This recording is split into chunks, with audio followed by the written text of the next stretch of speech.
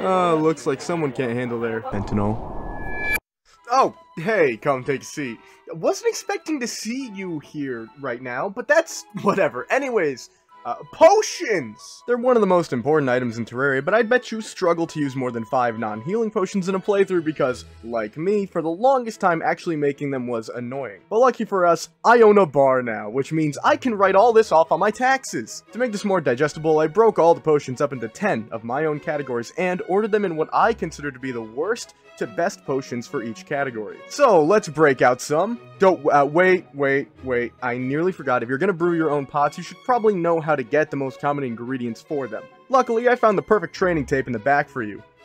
Oh, wrong HDMI, nope, there we go.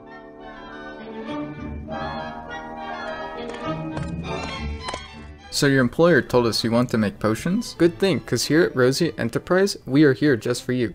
Now potions are a tricky thing, so if you don't want the feds at your doorstep, you need to make them right.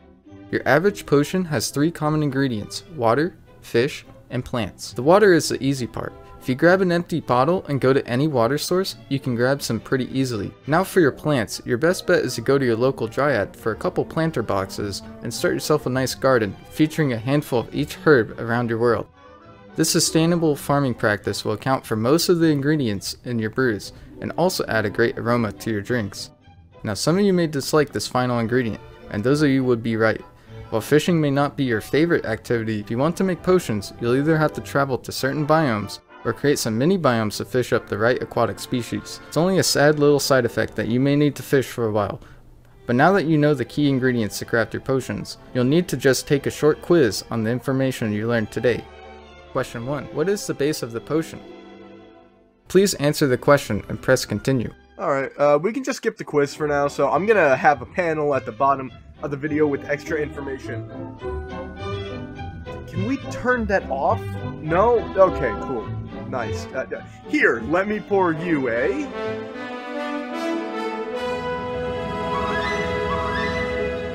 Bottled water is usually used to make other potions, but you can also drink it as a health potion. It heals 20 health and gives you 1 minute of potion sickness, which makes it just not good. The strange brew is strange. It'll heal anywhere between 70 and 120 health, and you have no way to control that. But to counteract that randomness for the healing, you also get the possible luck of a shorter potion sickness time. It can be anywhere between 40 seconds and 70 seconds. So on your best chances, you can heal 120 health and have potion sickness for only 40 seconds, but on the other hand, you have the chance of healing 70 health and having a full minute and 10 seconds of potion sickness. It's fun, it's gambling, and you know me, I don't have a quitter's mentality. Heart-rich potions aren't a bad potion at all. In fact, if you set apart statues in your boss fighting arena, then I highly suggest this. However, it is one of the weakest potions because you need to set up for the boss, or you need a boss that has a lot of small minions that'll drop hearts when they die. But this potion is perfect for really any event in the game. Bottled honey restores 80 health and gives you 15 seconds of the honey buff. This means that alongside instantly restoring some of your health, you do get 15 seconds of increased life regeneration. Alongside this, the bottle of honey is also one of the easiest to craft. All it takes is 1 bottle and a source of honey. So in the earliest stages of the game, you should be getting this instead of the lesser healing potion, and some people will even prefer it over the standard healing potion. If you set up pockets of honey inside of your boss fighting arenas, then I would suggest just using a healing potion over the bottled honey. However, if you don't, the bottled honey is going to be a good option for you.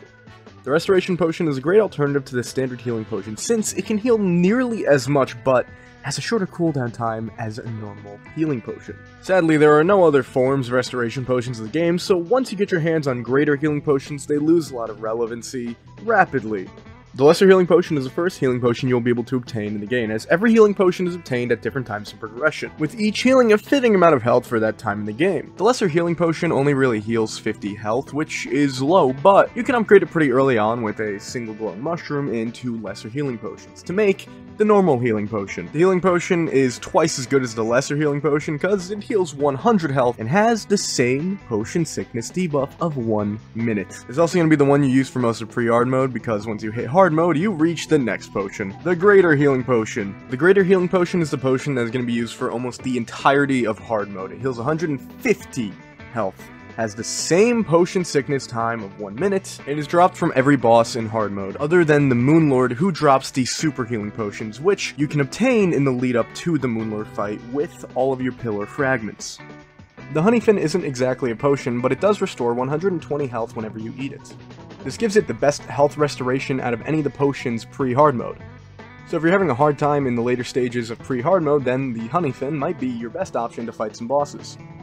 You can never have too much regeneration in this game. In pretty much any fight or event, your health will slowly be drained hit by hit until you're a soulless husk withering away until Plantera whips a petal at you right before you were gonna beat her. So suffice to say, a little bit of healing between death blows is gonna add up, especially if you set up campfires, heart lanterns, and honey pools in your arena that will also increase your life regeneration. A contender for the best potion of all time is the Lifeforce potion. This potion increases the player's health by 20 HP for every 100 HP they have, meaning if you have full 500, the player's health will be temporarily brought up to 600, making it one of the best potions for all stages of the game as it levels with you. Good, right? They really are, like, the best. At least way better than that money-mongering, healthcare-abusing, big pharma, horrible person of a nurse. You can use the nurse to heal yourself, but it comes with a disadvantage when fighting bosses most of the time, which is why health potions just feel so magical. But if you're looking for an even more mystic drink, how about some... The instant mana potions are a requirement for mage players. Much like instant healing potions, they instantly increase one of your stats when consumed, this time being mana. Who would have guessed? The lesser mana potion heals 50 mana, and much like the healing potions, the lesser mana potion can be crafted into a standard mana potion with 2 lesser mana potions and a glowing mushroom, this time healing 100 mana.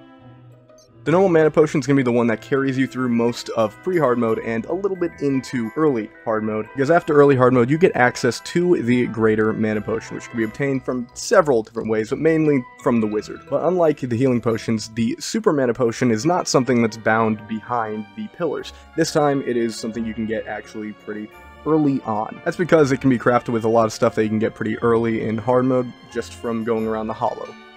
Magic regen potions buff your mana regen up to the same speed of standing still and reduces potion delay. This potion is most useful early game when you have weaker instant mana potions and weapons with slow fire rates. However, this is going to be helpful throughout the entire game as it's going to assist you in just not using as many potions as you might if you're a mana user. Alright. Yeah, it's not everyone's drink. Maybe like a quarter of my patrons actively order it. It's like some kind of acquired taste. Some people don't really care for it, but others love it. But if you want something nobody likes, well, here you go. I call this guy... Let's be straight up, no one wants to have to use fishing potions, but there's times you need to disobey every ounce of survival instinct just to get a sextant. So, when you drink the sonar potion, it'll tell you what's on your hook so you stop fishing up trash. It's pretty helpful for angler quests, so you can just ignore all the unwanted fish and junk and just get that nice, pristine quest fish, because it's annoying. Alright, it's annoying. No one likes fishing. The crate potion. Like usual, the name completely gives away what this potion does, so yes, if you are a sadistic little guy that fishes for fun loot boxes of crates, then this will give you better odds. And this one is best used in combination with the sonar potion. All it does is boost your fishing power, so it'll help a lot of fishing quests, and since that's the one reason anyone should fish, yes, this is a good potion for what it does.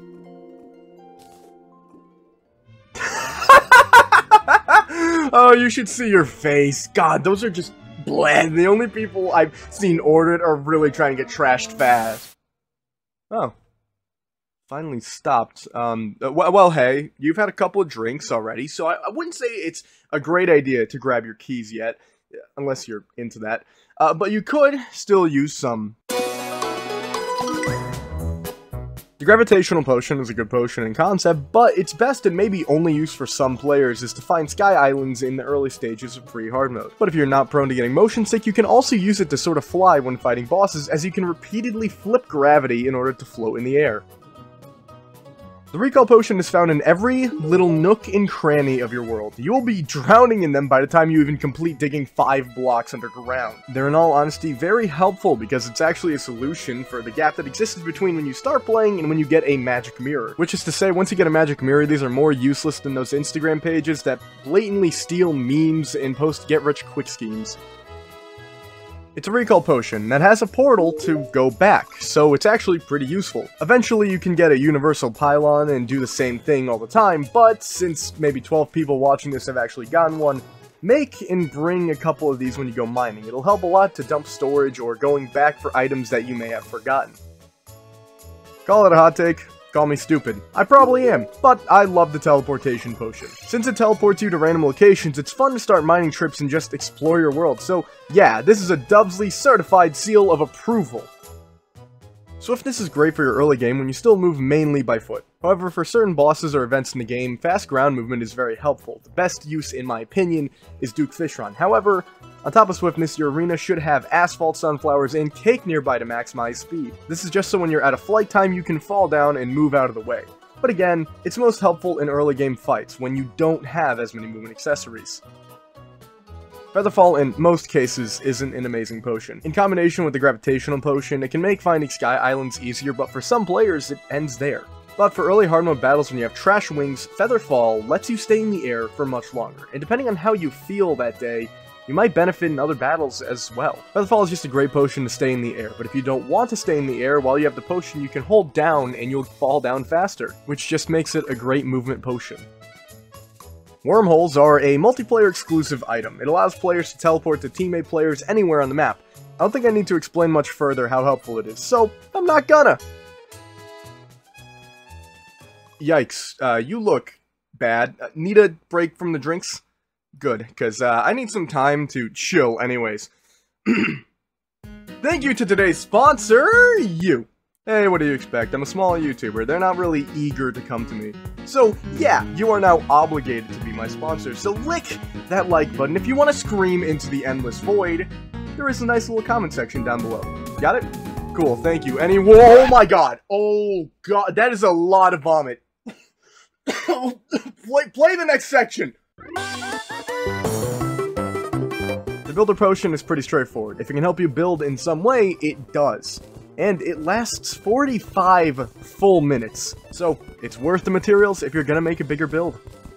Let's be honest, mining sucks. It takes a while, and if you're looking for something specific, there's no tell in how long you'll be mining. So a potion that makes it faster is going to help. Dude, you have a weak stomach. That wasn't even that much potion. Like, you need some much better resistance. Speaking of, wipe that junk off your face. You're gonna have to stomach some...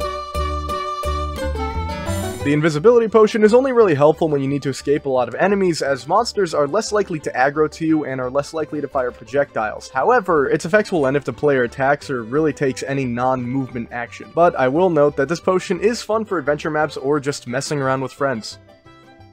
The Thorns potion is slightly controversial. Some people aren't fans of it and others are just okay with it. It is simply a middle-of-the-line potion that can be helpful early on, as any enemy that hits you will take an equal amount of damage back and gets inflicted by some strong knockback.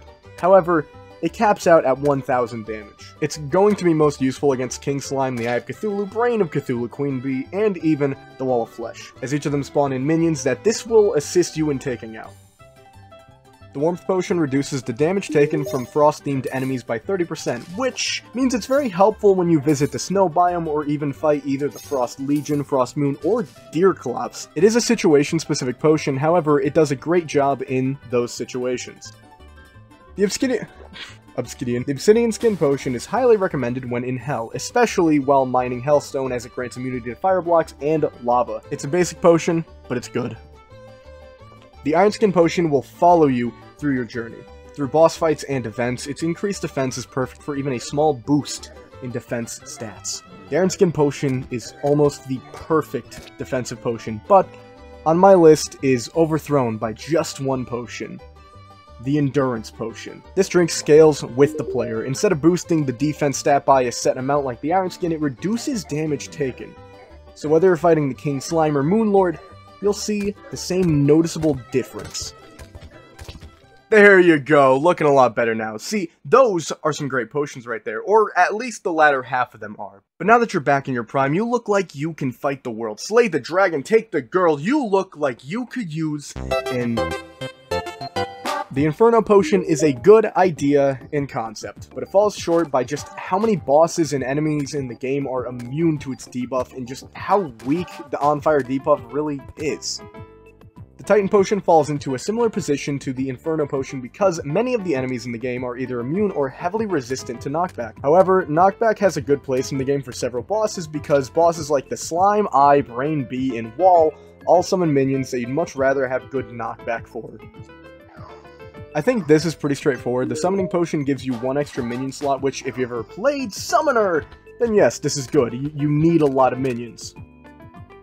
The Ammo Conservation Potion may not be your top priority most of the time. However, there is plenty of times, especially in late game, where you want to use high value ammo or even the coin gun for those quote-unquote people, and in those cases, ammo conservation will be an amazing asset to you. So please, do give it a shot in your next Ranger playthrough, and maybe alongside it use the Archery Potion. This is also self-explanatory. The Archery Potion increases bow damage and arrow speed. Obviously, it is only helpful when you're using bows, but bows are also my preferred choice for ranged weapons, so if you're wondering how it's this high for something so basic, that's why.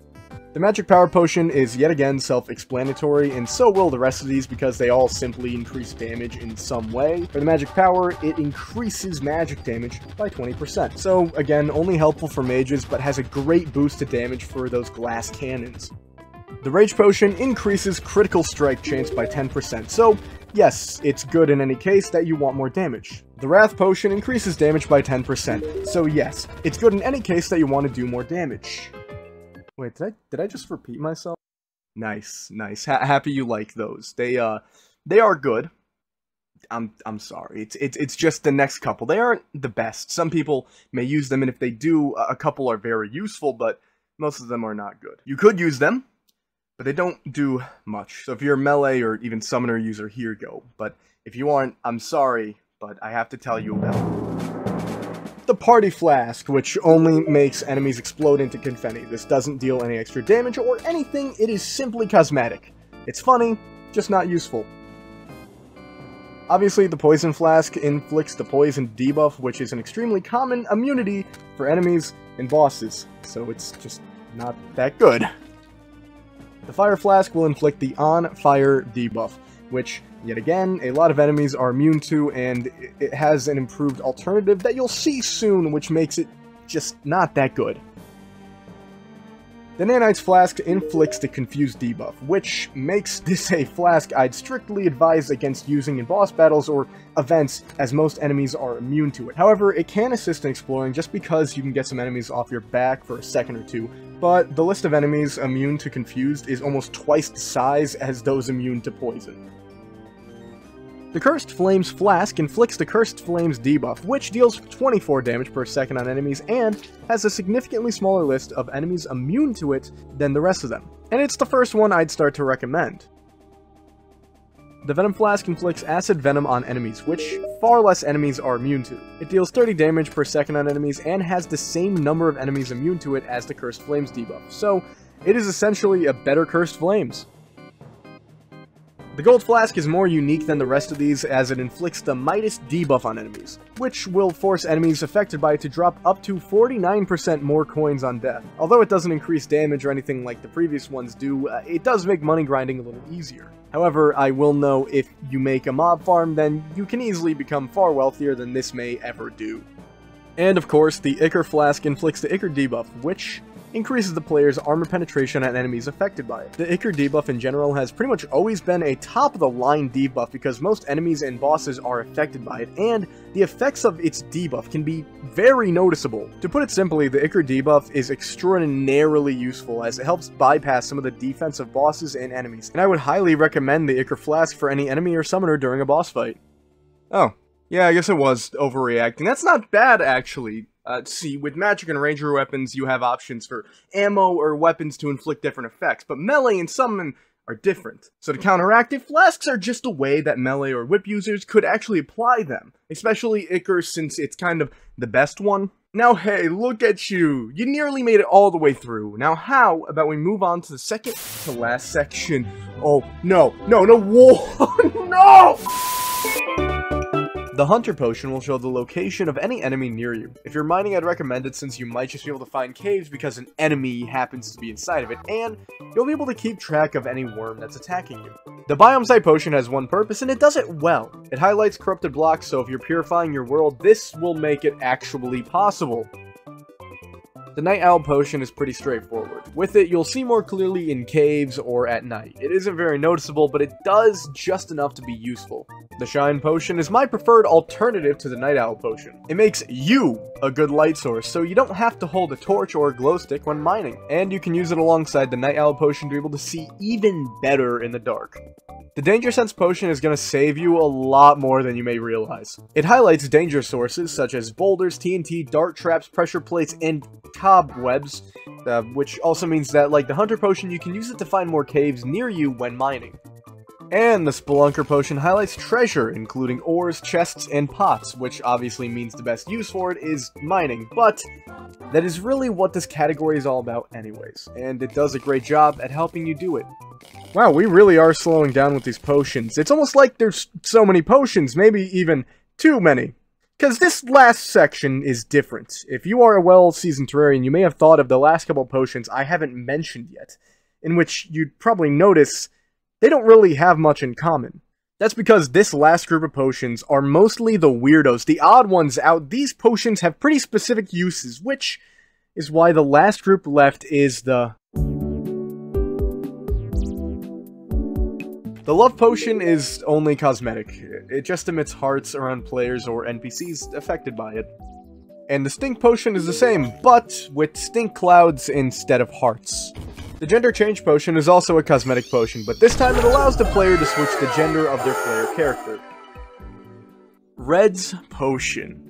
I love this thing. It's really great. It'll give you an absurd amount of debuffs that all last 2 hours, so you are guaranteed dead if it's in anything other than a legendary world. If you put in any of the specialized seeds to get into legendary mode and you get the Red's Potion in that world, what Red's Potion does is it gives you 30 minutes of 2 randomized potions. So you are relying on luck, but no matter what that luck is, you could have a chance of getting some pretty good buffs and have them last significantly longer than they would if you were to drink its standard potion. And if you get enough of them, you can become God. Look, luck is a weird stat. I couldn't even scratch the surface of how it works in the span of this video if I tried. So, just know if you want a rare item drop or rare traveling merchant item, you can use this potion to increase your luck for a better chance at getting it. Those two are just the most notable cases for luck, by the way. There's a lot of odd things this affects. And so, the Lesser Luck Potion increases luck by a little, the Normal Luck Potion increases it by a bit more, and the Greater Luck Potion increases luck by a more noticeable amount. However, it is hard to craft, and if you do get the Pink Pearl needed to craft it, you should at least consider throwing it into the Shimmer for a Galaxy Pearl, which can permanently increase your luck as opposed to the temporary potion. Food is a weird thing in Terraria. In other games, it's how you survive or how you heal, but in Terraria, it's essentially a potion, which is weird because you're eating it. It's food. I don't know. Okay, it's unusual. You can get well fed for most fruit in the game, which can come from just cutting down trees. So if you really want one, then yeah, just chop stuff away. But I wouldn't even suggest that. Even if you're going up against something like King Slime, you can more easily get plentifully stuffed. One of the best plentifully stuffed items is the pumpkin pie. All it takes is 10 pumpkins and a furnace. Unlike the rest of them, you need like cooking pots or something. This one, you only need the furnace. And pumpkins are easy to get. You can get a lot of them, especially if it's in the Halloween season. You can get a lot of them. But if it's not, then you can just go to your dryad, get the seeds, plant a bunch of pumpkins, and you have pretty much an unlimited source of plentifully stuffed, because pumpkin pie is cheap. And lastly is exquisitely stuffed. For exquisitely stuffed, you have to rely heavily on chances. There's a lot of food that you can get that'll drop from random enemies, such as the burger or bacon. But if you want to craft it yourself, the better way to do it is going to be through cooking golden animals. The Golden Delight is one of the best things you can get, but the thing is that obviously golden animals are pretty rare, and if you get it, like me, you might just want to display them. But the Golden Delight is going to give you 45 minutes of major improvements to all stats. So if you're really doing anything that you really want that improvement for, this might be a good sacrifice. This is a potentially controversial placement for this, but the Calming Potion is a decent potion that simply decreases enemy spawn rates for the time it is active. A good use for it is when building a Hell Bridge or the Wall of Flesh, or building your base, or literally anything building related ever, because sometimes you just don't want to fight.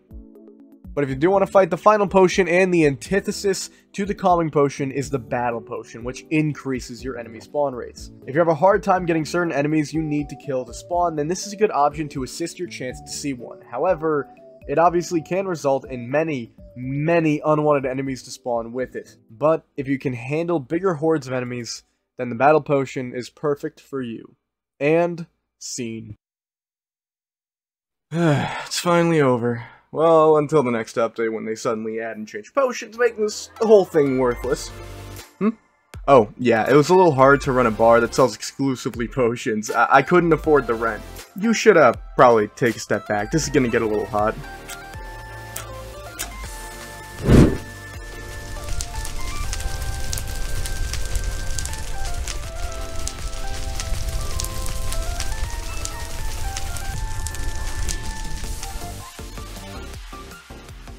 Hey there, welcome to the end of the video. Thank you for watching all the way through. I really hope you liked it, and thank you to Ferosia for lending your voice for the training video bit near the beginning of the video.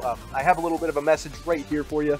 Hello again. Thank you, Dubsley, for letting me be a part of this video. Make sure you show your support to him, and also check out my channel too. Thank you. If you do want to check him out, then I'm going to have his channel and a video I really like of his on screen here, and I'm going to make sure to link his channel in the description of the video.